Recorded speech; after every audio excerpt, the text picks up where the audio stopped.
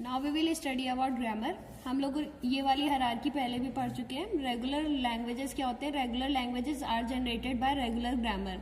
So these regular grammars are the rules and regulations that we apply over the strings to form the languages, and these regular languages are accepted by finite automata. So जो हमारी grammar हो गई, this is called generator, and हमारा जो finite automata क्या हो गया, this is called acceptor. अब जो हमारी grammar होती है इसमें 4 टपल्स होते हैं। कौन कौन से?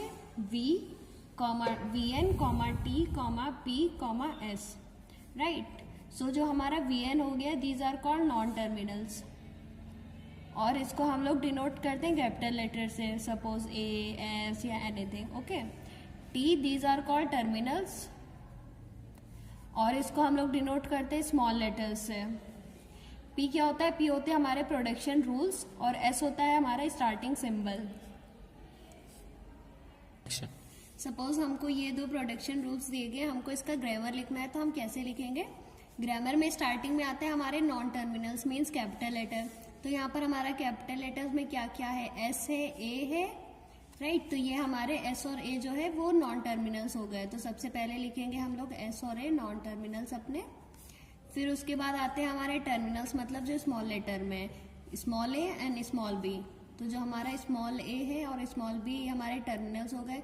फिर उसके बाद लिखेंगे हम लोग प्रोडक्शन रूल। ये 2 हमारे पास प्रोडक्शन रूल्स हैं, तो हम लोग इसको लिखेंगे S is giving AA and A is giving AA, BA and नल।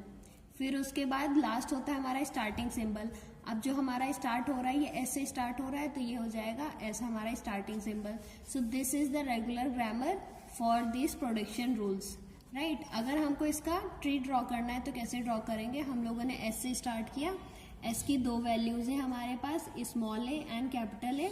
और अब ये जो कैपिटल A है इसकी ये 3 वैल्यूज हो सकती हैं, क्या क्या?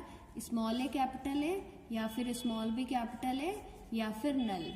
अब फर्दर इसको हम लोग ओपन कर सकते हैं। यहाँ पर A की वैल्यू हो सकती है AA, BA और नल, और यहाँ पर भी A की वैल्यू हो सकती है हमारी AA, BA और null. So this is the tree. Suppose हमको ये ग्रामर दी गई है, हमको इसके लिए लैंग्वेज लिखनी है, राइट।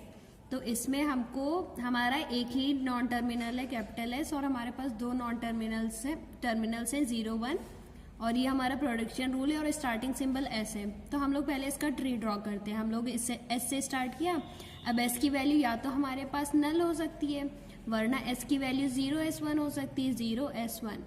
अब ये जो S है इसकी फर्दर वैल्यूज या तो नल हो सकती है, वरना 0S1 हो सकता है। अब इस S का वैल्यू नल हो सकता है, वरना 0S1 हो सकता है, एंड सो ऑन। तो अब इसकी लैंग्वेज कैसे आएगी हमारी? मान लीजिए सबसे पहले हमारा इसका वैल्यू अगर नल आता है तो सबसे मिनिमम लेंथ की लैंग्वेज हो गई हमारी S। फिर उसके बाद मान लीजिए इसका वैल्यू 0 आता है, फिर 0 के बाद एक नल आता है, फिर 1 आता है, तो ये हो जाएगा 0, 1। फिर मान लीजिए हमारा एक बार 0 आया, फिर उसके बाद फिर से 0 आया, फिर नल आया, फिर 1 आया, फिर 1 आया, तो ये हो जाएगा 0, 0, 1, 1।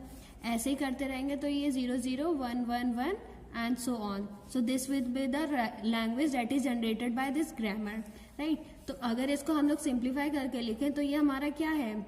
ये हमारा 0 की पावर n, 1 की power n, where n is starting from 0. So this is the language that is generated by this grammar.